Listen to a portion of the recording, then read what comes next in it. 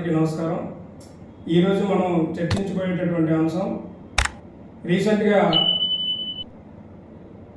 విశాఖపట్నానికి చెందినటువంటి ఫిషర్మెన్ తెగకు చెందినటువంటి యూట్యూబ్ సబ్స్క్రైబ్ అయినటువంటి యూట్యూబ్ నానిని ఈరోజు అంటే గత 2 రోజుల క్రితం అరెస్ట్ చేయడం జరిగింది. అసలు ఎందుకు అరెస్ట్ చేశారు పోలీసులు, ఏ కారణాల చేత పోలీసులు అరెస్ట్ చేశారు, ఏ తప్పిదాల వల్ల ఆయన అరెస్ట్ చేయడం వల్ల ఈరోజు ఆయన కటకటాల పాలయ్యాడు అనేది ఒకసారి మనం తెలుసుకోవాలి. ముందు ఎపిసోడ్లోకి వెళ్ళే ముందు మిత్రులందరూ మన ఈ ఛానల్ని సబ్స్క్రైబ్ చేసుకోండి. అదేవిధంగా మనం చేసేటటువంటి ప్రతి ఎపిసోడ్ మీకు అందాలన్నా, నోటిఫికేషన్ రూపంలో తెలియాలన్నా పక్కనే ఉండేటువంటి బెల్ సింబల్ని మీరు ప్రెస్ చేయడం ద్వారా మీకు మేము చేసేటటువంటి ఇతరత్ర నోటిఫికేషన్లన్నీ కూడా మీకు ఇవ్వడం జరుగుతుంది. అయితే ఈరోజు ముఖ్యంగా అసలు నానిని ఎందుకు అరెస్ట్ చేశారు, అసలు ఈ నాని ఎవరు అని ఒకసారి మనం ఆలోచిస్తే, యూట్యూబ్లోని ఈ మధ్య కాలంలో ఎక్కువ మందితో సబ్స్క్రైబ్ పొందినటువంటి వ్యక్తి, ఈ ఫిషరీస్ కమ్యూనిటీకి చెందినటువంటి వ్యక్తి ఈ నాని. ఇతన్ని లోకల్ బాయ్ నాని అని కూడా పిలుస్తారు. అసలు ఈ నాని మీద పోలీసు వారు ఎందుకు ఛార్జెస్ ఫ్రేమ్ చేశారు, ఏ రకమైనటువంటి ఛార్జెస్ ఫ్రేమ్ చేశారని మనం ఒకసారి పరిశీలించినప్పుడు ఈయనతో ఒక ఎఫ్ఐఆర్లో క్లియర్గా కొన్ని విషయాల్ని పోలీసు వారు పెట్టడం జరిగింది. ఒకసారి కనుక అవి పరిశీలించినట్టయితే, కొత్తగా జూలై 2023 జూలై నుంచి మారినటువంటి బిఎన్ఎస్ యాక్ట్ ప్రకారం 111 క్లాస్ 2 కింద ఇతని మీద ఒక సెక్షన్ నమోదైంది. అదేవిధంగా 112 క్లాస్ 1 కింద ఒక సెక్షన్ నమోదైంది. అదేవిధంగా 318 క్లాస్ 4 కింద ఒక సెక్షన్ నమోదైంది. 319 క్లాస్ 2 కింద ఒక సెక్షన్ నమోదైంది.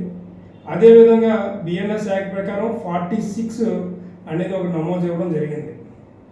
వీటిని గురించి వీటి సెక్షన్లో ఉండేటటువంటి పూర్వపరాలు అనేవి పరిశీలించే ముందు అసలు ఈ నాని ఏం చేశారు, అసలు ఈ సెక్షన్స్తో పాటు ఇంకేమైనా మిగతా సెక్షన్లు కూడా యాడ్ అయ్యేవా, నాని ఇప్పుడు కటకటాల పాలయ్యారు కాబట్టి ఆయనకి బెయిల్ వచ్చేటటువంటి అవకాశం ఉందా లేదా అనేది ఒక్కసారి మనం పరిశీలిస్తే, దీంతోపాటు రెడ్ విత్ 61 అనేది కూడా ఒకటి క్లియర్గా ఇందులో పొందుపరచడం జరిగింది.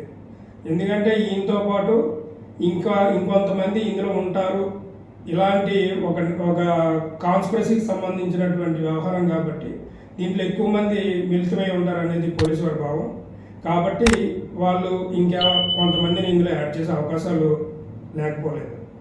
అదేవిధంగా ఈయన యూట్యూబ్ ఛానల్ నిర్వహించడంతో పాటు యూట్యూబ్ ఛానల్లో ఎక్కువగా ఈ బెట్టింగ్ యాప్స్ని ప్రమోట్ చేయడం అనేది ముఖ్యంగా చేస్తూ ఉన్నారు. అది ఒకటి ఇతను చేసినటువంటి మేజర్ తప్పిదంగా పోలీసులు పరిగణించడం జరిగింది. అసలు ఈ బెట్టింగ్ యాప్స్ ఏంటి, దీని గురించి ఏంటి అని మనం పూర్వం ఇంతకుముందు చేసినటువంటి ఎపిసోడ్లో క్లియర్గా వివరించడం జరిగింది. బెట్టింగ్ యాప్స్ వల్ల ఎంతోమంది ఆస్తులు కోల్పోయి ప్రాణాలు కోల్పోయిన సందర్భాలు ఉన్నాయి.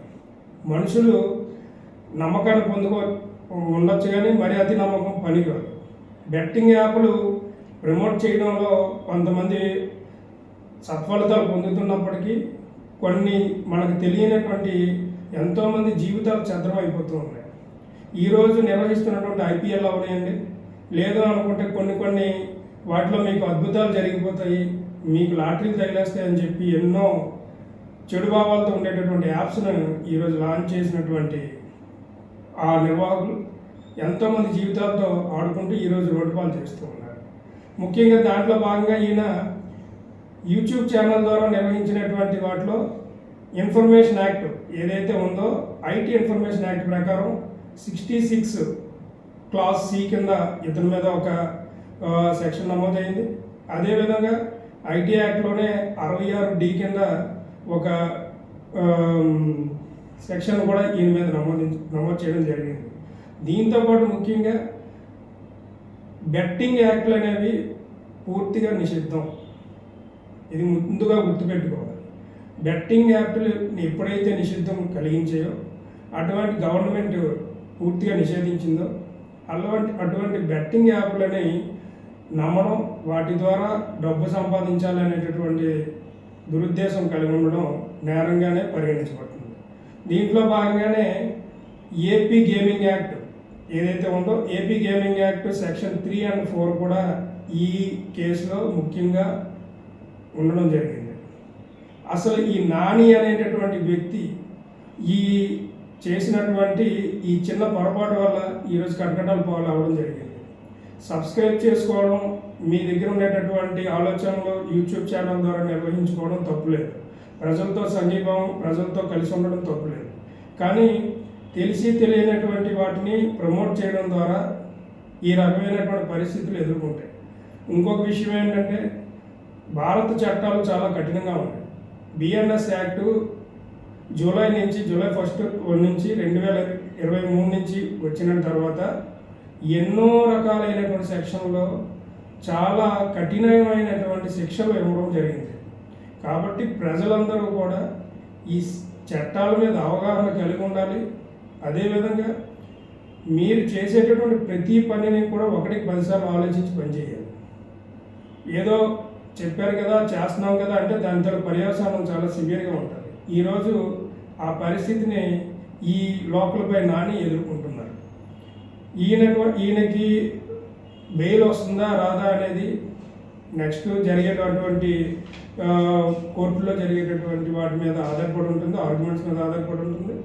దాన్ని బట్టి ఆయనకి ఇవ్వాలా లేదనేది అది కోర్టు వారు చూస్తారు. దాంట్లో మనం వెళ్ళదలుచుకోవట్లేదు. కానీ ఒకటి ప్రజలకు తెలియజేసేది, మా యూట్యూబ్ ఛానల్ ద్వారా మీకు తెలియజేసేది, ఎవరు కూడా బెట్టింగ్ యాప్స్ జోలికి వెళ్ళొద్దు.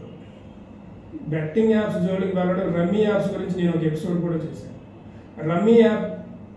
రమ్మీ అనేటటువంటి ప్యాకాట ఆడేటటువంటి ఒక బెట్టింగ్ యాప్ వల్ల ఎంతోమంది జీవితాలు నాశనం అయిపోయాయి. ప్రజలందరూ దయచేసి అవగాహన కలిగి న్యాయంగా మనకు వచ్చినటువంటి ధనం మాత్రమే మన దగ్గర ఉంటుంది. అన్యాయంగా వచ్చేటటువంటిది రాత్రికి రాత్రి కోటీశ్వరులు అయిపోదాం అనుకునేటువంటి వ్యవహారం చేసినా అది నిలబడదు. కాబట్టి అత్యాశకు పోకుండా తెలిసి తెలియని తప్పులు చేసి ఇలా కటకటాలు పాలవకుండా మీరందరూ హెచ్చరికతో ఉంటారని, అలా ఉంటేనే భారతదేశంలో ఉండేటటువంటి ప్రజానికం ఒక అత్యున్నతమైనటువంటి శాంతిపూర్వకమైనటువంటి వాతావరణంలోనే జీవనం కలిగిస్తారని కోరుకుంటూ మరొక ఎపిసోడ్లో కలుద్దాం. నమస్కారం.